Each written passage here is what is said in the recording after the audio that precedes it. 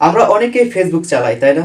এই ছবিটা দেখুন। অনেক সময় ফেসবুকে আমরা দেখি যে ঠিক এই রকম মুখের মধ্যে স্টিকার লাগিয়ে বা ইমোজি লাগিয়ে ছবিটাকে পোস্ট করে দেয়। তো অরিজিনাল মুখটা কিন্তু দেখা যায় না। তো আপনি চাইলে কিন্তু এই মুখ থেকে স্টিকারটাকে বা ইমোজিটাকে সরিয়ে দিতে পারেন। যদিও এটা একদম অরিজিনাল ভাবে হয় না, এআই এর মাধ্যমে হয়। তো কিভাবে এই স্টিকারকে সরাবেন আমি দেখিয়ে দিচ্ছি আজকের এই ভিডিওতে।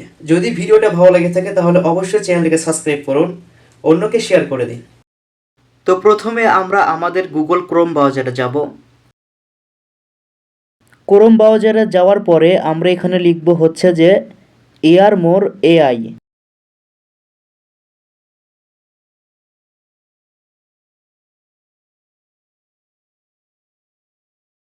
দেখুন ঠিক এইভাবেই লিখবেন, লেখার পর এখান থেকে সার্চ করবেন। তো সার্চ করার পরে প্রথম যে ওয়েবসাইটটা দেখতে পাচ্ছেন সবার উপরে, তো আমরা এটাতেই প্রবেশ করব। প্রবেশ করার পরে কোনো কিছু লাগবে না, শুধু দেখুন এরকম দেখাবে। এখান থেকে ওপরে দেখুন লেখা আছে 3 ডট। তো সেখানে টাচ করার পর নিচে দেখুন লেখা আছে হচ্ছে রিমুভ স্টিকার। তো আমরা এটাতে প্রবেশ করব। প্রবেশ করার পরে এরকম দেখাবে, এখান থেকে দেখুন নিচে লেখা আছে হচ্ছে সিলেক্ট ইমেজ। তো আমরা এটাতে টাচ করব। এখন কিন্তু আমাদের গ্যালারি দেখাচ্ছে। তো এখান থেকে আমরা একটা ছবি নেব, যে ছবিটার মধ্যে একটা স্টিকার বা ইমোজি লাগানো আছে। তো এটা আমরা ডান করে দেব।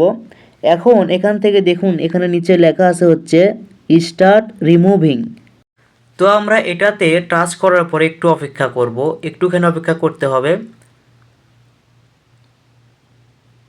দেখুন আমাদের ছবির কিন্তু স্টিকার বা ইমোজিটা কিন্তু দূর হয়ে গেছে বা মুছে গিয়েছে। যদিও এটা এআই দিয়ে করা, তারপরেও কিন্তু একদম অরিজিনালের মতোই লাগতেছে, তাই না? আপনারাও চাইলে কিন্তু এভাবে যে কোনো একটা ছবি থেকে স্টিকারগুলো মুছে দিতে পারেন।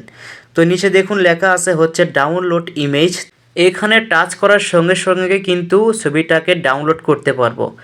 যদি ভিডিওটা ভালো লেগে থাকে তাহলে অবশ্যই চ্যানেলটাকে সাবস্ক্রাইব করুন, অন্যকে শেয়ার করে দিন। সবাই ভালো থাকুন, আবার দেখা হবে ইনশাআল্লাহ।